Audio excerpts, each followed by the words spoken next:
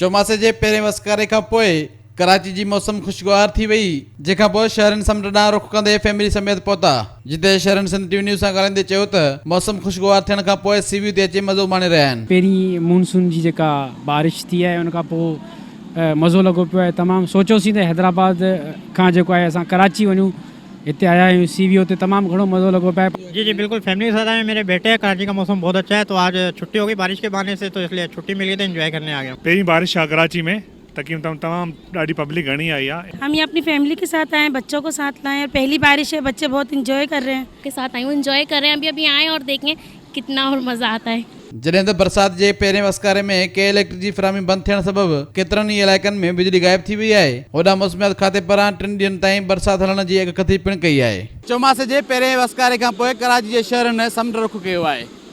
शहरनि जो वधीक चवणु आहे त बरसाति पवे, बिजली हुजे न हुजे, हू समुंड किनारे पहुची इंजॉय कंदा।